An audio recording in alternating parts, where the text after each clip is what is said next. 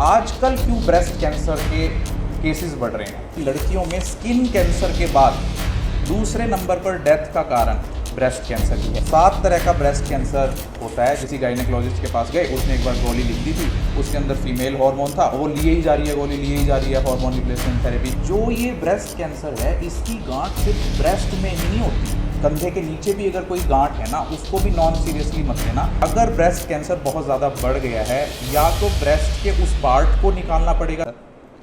Cancer जानते हो क्या होता है? क्या होता है?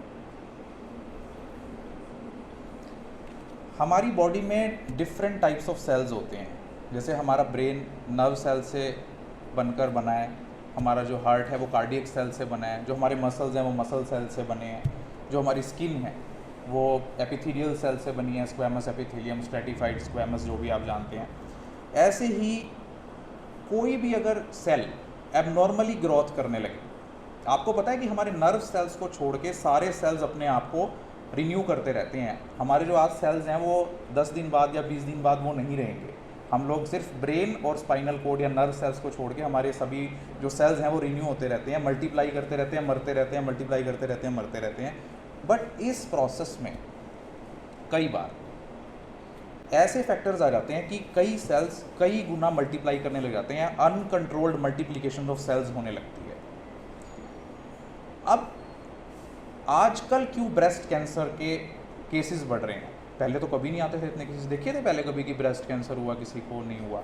बट ये ब्रेस्ट कैंसर बहुत ही ज़्यादा डेंजरस है, बहुत ज़्यादा, क्योंकि इट रिमेन्स अनडायग्नोज्ड। इसमें फीमेल्स या लड़कियां किसी से शेयर नहीं करती, टाइम स्पेंड होता जाता है, उसके बाद वो कैंसर ब्रेस्ट से मेटास्टेसाइज होके वहाँ से टूटकर बॉडी के किसी दूसरे पार्ट में चला जाता है, और उसके बाद अचानक से उसकी डेथ हो जाती है, या बहुत लेट पता लगता है, और फिर वो ऐसी मेडिसिन शुरू करती हैं जिनसे उनकी बॉडी या फिजिक पे बहुत असर पड़ता है। आपने देखा होगा कई एक्ट्रेस जैसे जिनको ब्रेस्ट कैंसर था, वो आई थिंक, मुझे कंफर्म नहीं है, सोनाली बेंद्रे को शायद ब्रेस्ट कैंसर हुआ था, और उन्होंने ऐसी मेडिसिन ली थी कि बाद में उनके सारे बाल उड़ गए थे, वो गंजी हो गई थी। तो मतलब बहुत लेट उन लड़कियों को पता लगता है, या उनको अनडायग्नोज ये चीज़ चली जाती है। तो मैं आपको बता देता हूँ कि ब्रेस्ट कैंसर किस एज में होता है, और ये इसलिए चिंता का विषय है कि लड़कियों में स्किन कैंसर के बाद दूसरे नंबर पर डेथ का कारण, या दूसरे नंबर पर सबसे ज़्यादा पाए जाने वाला कैंसर ब्रेस्ट कैंसर ही है।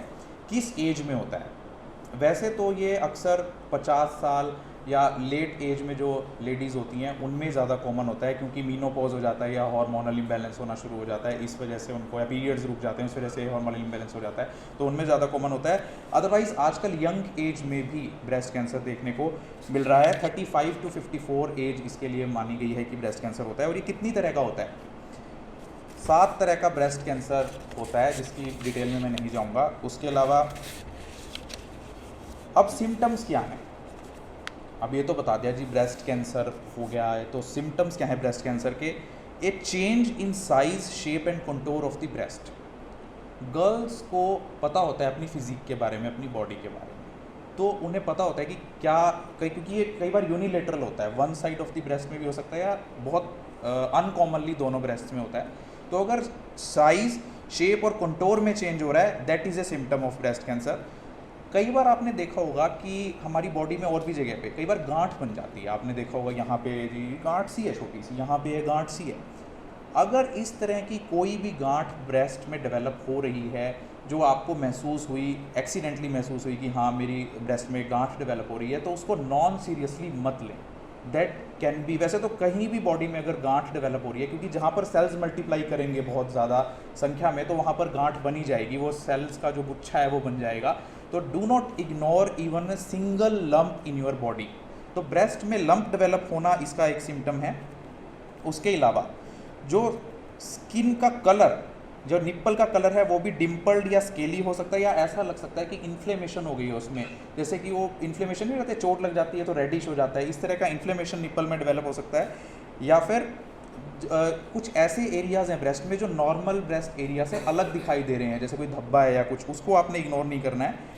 Stone like area in your skin, अगर आपको लगे कि पत्थर जैसी कोई चीज़ महसूस हो रही है ब्रेस्ट के अंदर या स्किन के अंदर ब्रेस्ट में, तो उसको आपने नहीं करना है। या फिर ब्लड स्टेन, निप्पल में से अगर ब्लडी डिस्चार्ज हो रहा है, या कोई ऐसा डिस्चार्ज हो रहा है कि पेल येलो कलर का, तो that is also a sign and symptom of breast cancer. अब ब्रेस्ट कैंसर क्या करता है, मतलब क्या चीज़ जो होती है जिस वजह से ब्रेस्ट कैंसर होता है, what is the reason, what is the cause of breast cancer. पहली बात तो फैमिली हिस्ट्री या जेनेटिक्स। अगर किसी को फैमिली में या हेरियरकिली या कभी किसी को ब्रेस्ट कैंसर हुआ है तो genetically it can be inherited to the next generation. उसके अलावा लाइफस्टाइल। अब आपने देखा होगा कि लड़के तो शराब, सिगरेट, तंबाकू का सेवन करते ही थे। आजकल ये चलन धीरे धीरे लड़कियों में भी इंट्रोड्यूस कर दिया गया। आपने देखा होगा हुक्का बार्स खुल गए हैं, लड़कियां हुक्का बार में जा रही हैं।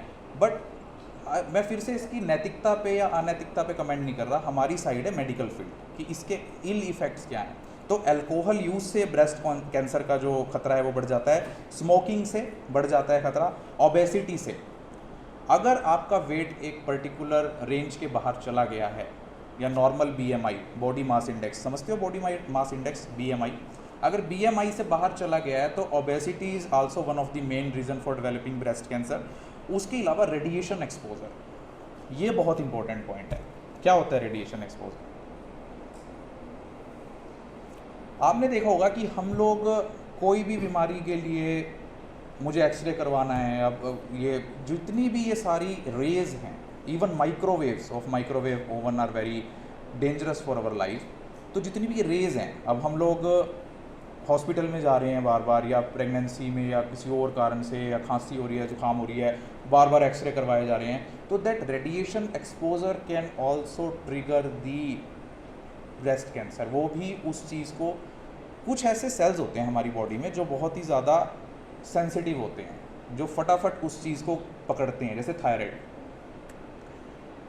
सबसे पहला जो इम्पैक्ट है वो थायराइड्स पर ही पड़ता है। अगर रेडिएशन में आप जा रहे हैं तो it impacts our thyroid glands, और उसको सबसे ज़्यादा डेंजर होता है। उसके बाद होता है ब्रेस्ट को। तो कोशिश कीजिए कि रेडिएशन एक्सपोजर ना होने दें, ठीक है। उसके अलावा हार्मोन रिप्लेसमेंट थेरेपी, कई लोग हार्मोन रिप्लेसमेंट थेरेपी पे चले जाते हैं, उनको पता ही नहीं होता कि वो अननोइंगली हार्मोन्स ले रहे हैं। कहीं से किसी गायनेकोलॉजिस्ट के पास गए, उसने एक बार गोली लिख दी थी, उसके अंदर फीमेल हार्मोन था, वो लिए ही जा रही है गोली, लिए ही जा रही है हार्मोन रिप्लेसमेंट थेरेपी। वो ओवर यूज से उसके अंदर ब्रेस्ट कैंसर डेवलप हो गया। थर्डली, जितनी भी ये कॉन्ट्रासेप्टिव पिल्स हैं, जो गर्भ निरोधक गोलियाँ हैं, वो भी ब्रेस्ट कैंसर को बढ़ाने का काम करती हैं, रिस्क फैक्टर या जो चांसेस ऑफ ब्रेस्ट कैंसर और यूटेराइन कैंसर इंक्रीज़ करती हैं। और इस बात का आप ध्यान रखें कि इन गोलियों का कभी उपयोग ना करें without prescription of A doctor. समझ आ रही है? किस किस को समझ आ रही है? यस। उसके बाद हम आ जाते हैं डायग्नोसिस पे। ये तो आपको मैंने फिजिकल डायग्नोसिस बताया। एक बात और सुनो, जो ये ब्रेस्ट कैंसर है, इसकी गांठ सिर्फ ब्रेस्ट में ही नहीं होती।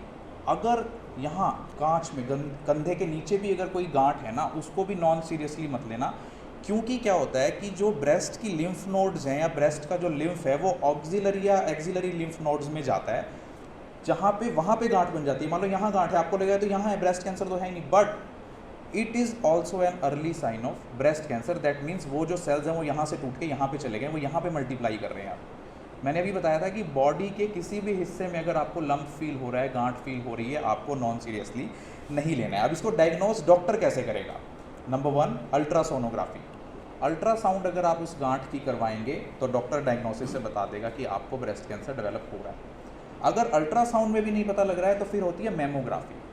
वो उसका हायर एक टेस्ट होता है जिसमें स्पेशली मशीन उस एरिया को स्कैन करती है, उस स्कैन से आपको बताएगी। उसके बाद जो हायर लेवल का स्कैन होता है PET scan, positron emission tomography नाम का एक स्कैन होता है। उसके बाद सबसे हायर स्कैन होता है MRI, मैग्नेटिक रेजोनेंस इमेजिंग। ये डायग्नोस्टिक मेथड्स होते हैं। इसकी 4 स्टेजेस होती हैं, जो आपको पता ही है कैंसर की स्टेज होती हैं कि लास्ट स्टेज में है, थर्ड स्टेज में, सेकंड स्टेज में है, उस पर मैं डिटेल में नहीं जाऊंगा। उसके अलावा उसको ट्रीट कैसे करते हैं? किसी भी कैंसर को ट्रीट करने के लिए 3 तरह के टेक्निक्स अपनाई जाती हैं। नंबर 1 कीमोथेरेपी, नंबर 2 रेडियोथेरेपी, और नंबर 3 सर्जरी। या कईयों में तीनों तरह की टेक्निक्स को अपनाना पड़ता है depending upon the danger of that cancer, कितना खतरनाक है वो कैंसर। अब इसकी क्या ट्रीटमेंट है? अगर ब्रेस्ट कैंसर बहुत ज़्यादा बढ़ गया है, या तो ब्रेस्ट के उस पार्ट को निकालना पड़ेगा सर्जिकली, या पूरी ब्रेस्ट को ही रिमूव करना पड़ सकता है। उसके अलावा जो ब्रेस्ट की लिम्फ नोड्स हैं उसको निकालना पड़ सकता है, या फिर जो मैंने एक्सिलरी लिम्फ नोड्स बताई उसको निकालना पड़ सकता है, या फिर हाफ ऑफ दी ब्रेस्ट में भी रिमूव। तो इससे अच्छा है कि हम प्रिवेंशन करें। अब प्रिवेंशन कैसे करें? रूटीनली फिजिकल एग्जामिनेशन तो करना ही है। जब भी आप 20 साल की एज क्रॉस कर दें तो रूटीन अपना फिजिकल एग्जामिनेशन करें कि आप चेक करें कि आपको इस तरह की कोई गांठ डेवलप तो नहीं हो रही है। उसके अलावा गेट रूटीन मेमोग्राम्स, ये आपके लिए पॉसिबल नहीं हो पाएगा कि आप हर 6 महीने में मेमोग्राम करवाएं। यहाँ हॉस्पिटल में या फिर ज़िले में अल्ट्रासाउंड ही बहुत मुश्किल से होता है, तो मेमोग्राम्स तो आप कैसे करवाएंगे। उसके अलावा गायनेकोलॉजिस्ट से आप कंसल्ट कर सकते हैं कि ये मेरे को प्रॉब्लम आ रही है और kindly tell that what have to do. उसके अलावा ये बहुत मायने रखता है कि कहाँ पर ट्यूमर लोकेटेड है, क्या ट्यूमर फैल गया है, किस स्टेज पर इस समय मेरा कैंसर है, क्या मेरे पास ट्रीटमेंट ऑप्शंस हैं, क्या मेरे लिए सर्जरी ज़रूरी है ब्रेस्ट कैंसर हो गया है तो, और क्या दूसरे रिसोर्सेज मेरे लिए अवेलेबल हो सकते हैं। ये क्वेश्चंस आपने अपने हेल्थ प्रोवाइडर से ज़रूर पूछने हैं। तो ये तो था ब्रेस्ट कैंसर का जो थर्ड टॉपिक हमने कवर किया। आ गया ये समझ? किस किस को समझ आ गया, किस किस को नहीं आया? कोई क्वेश्चन यहाँ तक? बोर हो रहे हो? कौन कौन बोर हो रहा है? बर्थ कंट्रोल पिल पे बताऊं? ठीक है, ओरल कॉन्ट्रासेप्टिव्स पे। फीमेल बॉडी को जैसे मैंने आपको बताया कि जो आपके सेकेंडरी सेक्सुअल कैरेक्टरिस्टिक्स हैं उनको 3 तरह के हार्मोन्स कंट्रोल करते हैं, एस्ट्रोजन, प्रोजेस्टेरोन और टेस्टोस्टेरोन। ये इनका इम्बैलेंस ही आपकी बॉडी में जो डिफरेंट चेंजेस करता है, पीरियड्स इरेगुलर हो जाते हैं, एमेनोरिया हो जाता है, या पेनफुल मेंस्ट्रुएशन आप में होते हैं। जो ये बर्थ कंट्रोल पिल्स हैं इनका कभी रैपर देखना आप, या फिर कभी नेट पर सर्च करके देखना, इनके अंदर कौन से सॉल्ट होते हैं आप इनके नाम को पढ़ना, या फिर इथाइनाइल एस्ट्राडायोल होता है, या फिर लीनोवो एर्गेस्ट्रॉल, इस तरह के कोई नाम होते हैं आप देखना। तो ये सभी प्रिकर्सर्स ऑफ फीमेल हार्मोन्स होते हैं, ये सभी हार्मोन्स ही होती हैं एक तरह के। अब आप सोचो, जो हार्मोन माइक्रोग्राम या मिलीग्राम की अगर उनमें चेंज हो जाए तो आपकी बॉडी में बहुत तरह की प्रॉब्लम्स। What happen? तो जब भी हार्मोन्स का इम्बैलेंस होता है, ये हार्मोन्स जो मिलीग्राम या माइक्रोग्राम की या नैनोग्राम की कैपेसिटी में या क्वांटिटी में आपकी बॉडी पर इतना इफेक्ट डाल सकते हैं। तो आप सोचो, जो बाहर से टैबलेट आपके अंदर चली जाए हार्मोन की, आपको कोई बाहर से हार्मोन ही खिला दे सीधा, तो कितना असर डालता होगा। आपने सुना होगा ना कि स्टेरॉयड अगर हम खा लें तो हमारी बॉडी को नुकसान होता है। सुना है ना, स्टेरॉइड्स नहीं खाने चाहिए, स्टेरॉइड की जो टैबलेट्स होती हैं वो डॉक्टर की सलाह के बिना नहीं खानी चाहिए। वही स्टेरॉइड्स ये होते हैं, एस्ट्रोजन, प्रोजेस्टेरोन और ये सब। तो ये क्या करते हैं, इनका बहुत ज़्यादा साइड इफ़ेक्ट होता है। एक तो एक्यूटली साइड इफ़ेक्ट होता है। अब जो ये टीवी वाले हैं ये तो फटाफट प्रमोट कर देते हैं कि जी 24 घंटे के अंदर अंदर बर्थ कंट्रोल पिल ले लो, आपकी टेंशन ख़त्म। बट असली टेंशन से उनको क्या मतलब, जो एक लड़की पर होने वाले हैं इफ़ेक्ट्स उसके। तो ध्यान से सुनना कि क्या शॉर्ट टर्म इफ़ेक्ट्स हैं और क्या लॉन्ग टर्म इफ़ेक्ट्स हैं ओरल कॉन्ट्रासेप्टिव्स लेने के। साइड इफ़ेक्ट्स क्या हैं भाई? जो आपको कोई खिला रहा है, आपके ऊपर कोई थोप रहा है, आपको पता तो होना चाहिए कि भाई मैं ये क्या करने जा रही हूँ अपने शरीर के साथ। इसके अंदर 2 तरह की पिल्स होती हैं। एक तो कम्बिनेशन पिल्स होती हैं जिसमें एस्ट्रोजन और प्रोजेस्टिन हार्मोन होता है, और एक प्रोजेस्टिन ओनली पिल्स होती हैं। तो ये 2 तरह की टैबलेट्स हमारी मार्केट में अवेलेबल होती हैं। इनके इल इफ़ेक्ट्स क्या हो सकते हैं, जो शॉर्ट टर्म इल इफ़ेक्ट्स हैं? एमेनोरिया, आप पीरियड स्किप कर सकती हैं अगर ओरल कॉन्ट्रासेप्टिव पिल्स खा रही हैं, आप अननेसेसरी खा रही हैं अगर। ब्रेक थ्रू ब्लीडिंग, कई बार अगर जो लड़कियां इस तरह की पिल्स खाती हैं उनमें से कईयों में ब्रेक थ्रू ब्लीडिंग हो जाती है। मींस ब्लीडिंग और spotting in between the periods, कि पीरियड्स नहीं है लेकिन फिर भी ब्लीडिंग हो रही है। अभी पीरियड्स आने में कुछ दिन थे लेकिन उससे पहले ही ब्लीडिंग स्टार्ट हो गई, that is breakthrough bleeding. ये इफेक्ट हो सकता है ओरल कॉन्ट्रासेप्टिव खाने का। ब्रेस्ट टेंडरनेस, ब्रेस्ट में रेडनेस या टाइटनिंग हो सकती है। उसके अलावा डिक्रीज लिबिडो, सेक्सुअल डिज़ायर कम हो सकती है अगर आप ये रिपीटेडली खाती हैं। डिप्रेस्ड मूड हो सकता है, आपका मूड ऑफ रह सकता है, आप उदास रह सकती हैं। हेडेक, जितने भी ये ओरल कॉन्ट्रासेप्टिव्स हैं इनके शॉर्ट टर्म इफ़ेक्ट्स होते हैं कि हेडेक ज़रूर होता है इसमें, क्योंकि वो इतना इफेक्ट कर देती हैं बॉडी के ऊपर। तो जनरलाइज्ड हेडेक भी हो जाता है और मेंसेस एसोसिएटेड भी हो जाता है, यानी कि जब आपके पीरियड्स आ रहे हैं उस टाइम भी आपको बहुत ज़्यादा तेज़ दर्द सिर में हो सकता है। हैवी पीरियड्स, हैवी मेंसेस उन लड़कियों में हो सकते हैं जो ये गर्भ निरोधक गोलियां बहुत ज़्यादा संख्या में खा रही हैं या अनप्रिस्क्राइब्ड तरीके से खा रही हैं। उसके अलावा हिर्सुतिज्म, अभी बताया था मैंने आपको क्या होता है, ये बॉडी पर एक्सेसिव हेयर ग्रोथ, चेहरे पर, हाथों पर या जहाँ पर नई हेयर होते हैं वहाँ पर हेयर ग्रोथ हो जाती है।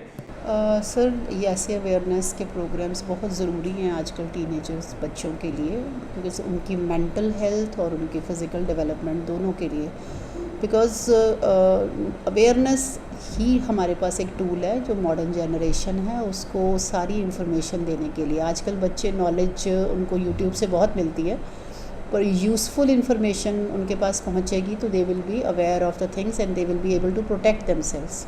तो एक बड़ा अच्छा इनिशिएटिव है सिविल हॉस्पिटल से कि उन्होंने बच्चों के पास आके उन्हें इन्फॉर्म किया है इन सब चीज़ों के बारे में। उनकी जो स्पेशली गर्ल्स को जो various problems they are facing बहुत इंपॉर्टेंट है, और मैं थैंक्स करती हूँ डॉक्टर विनय का और उनके डॉक्टर प्रीति का जिन्होंने इनिशिएटिव लिया है और आके बच्चों को अवेयर किया है।